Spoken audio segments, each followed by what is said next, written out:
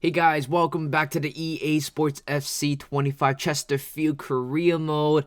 I'm so excited for this season. We are in the Championship 1 division away from getting promoted to the Premier League, and I know that for the past couple of seasons it has been quite underwhelming in terms of the challenges that we have to face in the league. I mean, both of them were able to, I think both leagues, right? League 1 and League 2 were able to be the champion 5 games plus early. So this season, I know it might be a little bit tougher. You got the likes of, Premier League experiences like I don't know, Burnley, Southampton is in there as well, Luton Town, those teams with Premier League experience will certainly have an advantage to take on, a brand new team coming from League 1, League 2 into the division. So looking at a squad here, the way how we want to construct the squad, it's very simple. A lot of the members here are about 65 rated, around that range. So my goal for this season is to make sure that the ones that has reached their prime and they're 65 rated plus are going to go. So we're able to use whatever money we have here to upgrade in those positions. And by the way, we have extended a couple of players of contract. Kenny Tete, I know technically I could have sold him for a much bigger money, but I still think his experience is very rich. So I'm just gonna keep him in the squad. And Magnuson, of course, receiving new contract, and of course he is going to be the club captain for the remainder of the series. I really don't see us selling them. So after extending a couple players contract, we have about £9.4 million to work with. I think it's a little bit less than last season. I think we have 13, and this year we have 9. So it's going to be a little bit tough. But the good thing is there's some players are good for sale. So I assume we're going to get plenty of money from some of the players, especially Smet. I would say, what's his name? I mean, he's a goalkeeper. Backup goalkeeper. Last year went out on loan to Luton Town.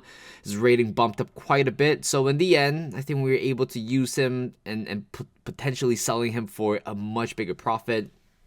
I was looking to sign a defender, a Polish player specifically, but again, it doesn't quite work out in terms of the contract, and plus he is a little bit more expensive than I thought it would be. So I decided not to sign him, but instead, our first signing is actually Kanus. I think that's how I pronounce his name, a defender. So he's going to join into the team and slot right in to be our number one choice as the right center back. So looking at the second choice here, I mean, we were thinking about signing, Rob Holding, obviously, 72 rated, but I really don't want to sign a senior player at the moment. I was thinking about signing Edouard as well, former Crystal Palace man, but I decided to turn for Foss, I believe that's how you pronounce his name, and he has joined the club for, free agency. I think this is exactly what you need. You just got to make sure that once the new season started, July 1st, you got to be able to sign players from free agency market. After a day or two, a lot of players that you were shortlisting could be gone. And we signed Martin as well. It looks like a very bright young talent. I decided to go for him playing as a right midfielder, actually. He has the capacity to be a winger.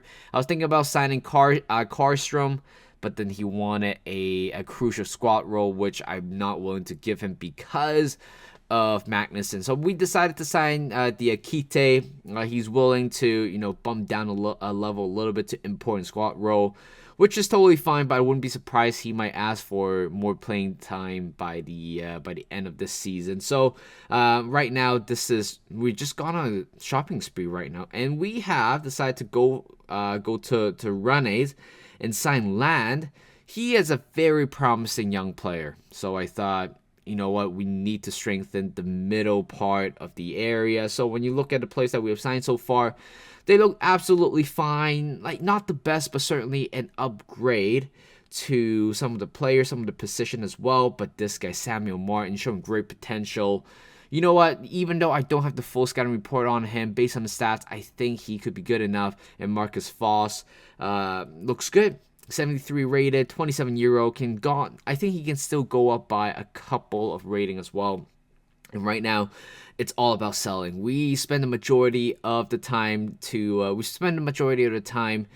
sign players, and right now it takes time to sell some players. Anambe is certainly one of them, demanding game time, and this is going to be a good one. Nicholas Smets actually received a couple of offers here.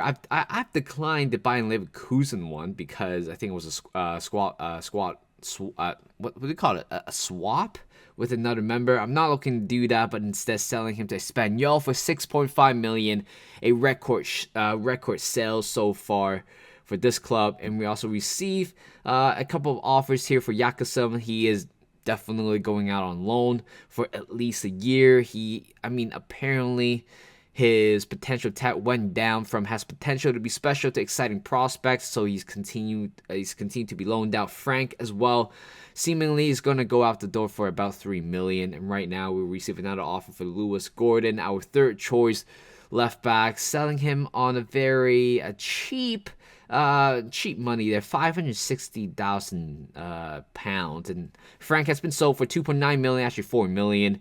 And Jakobsen has been loaned down. Just like that, we recoup the money that we use in the first day of the January transfer window. And right now, we can start using that money to continue to strengthen the squad as well. I was thinking about signing a right back, Danilo Vega. 5 million seems to be a lot of money, but at the back of my mind, I just thought this is not quite a right deal to make. Despite good potential, good rating as well, but we also have Kenny Tete, which I still think we could still able to use him for a year or two. So we decided not to pursue the Vegas deal, so we can also strengthen another area as well. And right now we turn into a Hungarian center back, very tall center back as well, Antel Jakabishvili. So I'm sure he has a little bit of a Georgian blood in him based on the last name, but I'm just going to call him Entel at the moment, but seemingly very, very tall. And right now, we just got to keep strengthening, adding more quality depth into the squad, and we have turned to Harrison Armstrong from Everton down to his last year of the contract, 19-year-old, 70 rated, can certainly be a big part of the future. Current wages only 14,000. And of course, he only asked for £500 pay rise. So I've decided to give him that. He's cheap as well. I think my cap rate for the wages right now, it's about 20,000. That would be Kenny Tete. Anything above that could, damage the club, damage the dynamic of the player. So I'm just trying to keep the player wages reasonable as possible with Chesterfield. And Martin, I've converted him to right midfielder, but I think he still looks the same in terms of the rating. But again, he could be very, very good as a right midfielder. So I decided to keep him there since we signed a couple of center midfielder. And right now, Josh Onomar, wasn't thinking about selling him, but when an offer comes in, Millwall comes in, I've decided to sell him. The reason is very simple. He asked for, there's a whole player dynamics with him and me. Didn't really like it. The fact that I didn't play him a couple of games because I certainly want to rest him up. He was nagging, and when I play him, he was nagging that he played too much. So I thought this could be a good opportunity for me to sell him. Plus, I'll be selling him for a profit because we signed him from free agency market last season. Again, this squad right here, if they want to go, they can go. I'm not gonna block the transfer. Unless some of them, like especially young players, I wouldn't mind. Actually, for young players, I don't really want to let them go. But existing players, real players, quote unquote per se, they have more of a leverage to leave the club. And right now, turn to Youth Academy report here. So we have promoted 3 players, Van Dam, and also Parmentier, 2 goalkeepers and a striker as well. Again, those players we're certainly going to let them go. Not let them go, but let them go on loan. Especially with the goalkeeper, I'm willing to let them go for 2 months, and Van Dam's going to be out for 1 month, 1 year actually. I'm talking about 2 years for the goalkeeper, 1 year for outfield players, because by the time when they come back, I'm sure we might be able to use them. Lucas Williamson wasn't thinking about promoting him in the first place, but he went up by 1 just now, so I think he has the criteria to go up. So there you go, has potential to be special. Potential ranging from 91 to 94. Certainly going to be a player to watch. So I'm going to loan him up for a year, and hopefully by the time he comes back, he is going to be a good quality player for us. I don't know if we're going to get promoted for this season. Like, really don't know at the moment because, like I said, a lot of them are Premier League, has a Premier League experience. So I'm not it's hard. It's hard to put it that way. We're gonna keep making more signings right here. We have Condley, I think that's how you pronounce it. Condell. I don't know much about this player, but certainly good enough to play for our team. Adding more squad right now. Burquist on the left now. I mean, I used to have Archibald, but we still need a massive upgrade in that area. And for the Moroccan, I don't think it's bad at all. Kandil, 73 rated, can play as the left side and right side as well. And right now we receive, of course, 3 offers for, the players that listed up there. And I'm not going to go through for a long time over there because we all know what their plan is going to be. 2 years for the goalkeeper and also 1 year for the outfield player. That's about it. First game of the season, and we're off to a fantastic start. 33 minutes in, Tygo Land, our newly signed midfielder, have scored his first goal for the club within 1 half, which is absolutely amazing. But unfortunately, later on, Bart wasn't, the best of play out there. Reflexes was okay right there, but certainly shouldn't allow Derby County to have that shot in the end. And Burquist makes it 2-1 after a little bit of a horrible display at the back there by Derby County.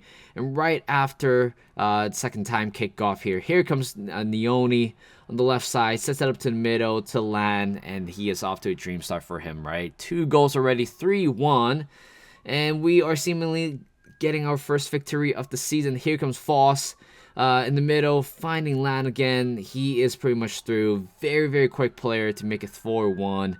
And that's pretty much it to wrap up the game, especially for the first game of the season. It is a great, it's a great game as well. Ambulance going out there. Hopefully everything is okay, I guess. And right now, we haven't been really talking about some of the existing players that we have, but Luke Molyneux he was a burst of energy when he first signed a couple of seasons ago, but right now with Fendapol coming back into the squad, actually, I've decided to move on from Molyneux to kind of go for a younger option here. But 10 minutes in, Kandil makes it 1-0. What a finish. What a flick there by Balde to make it 1-0. 55 minutes in, second half here. Here comes Fendapol down on the right flank, and he is going to look for a cross into middle to Balde. What a cross and what a finish there by Balde. Chested down and with a great finish to make it 2-0. And 83 minutes in, game is pretty much done and dusted with seven more minutes to go.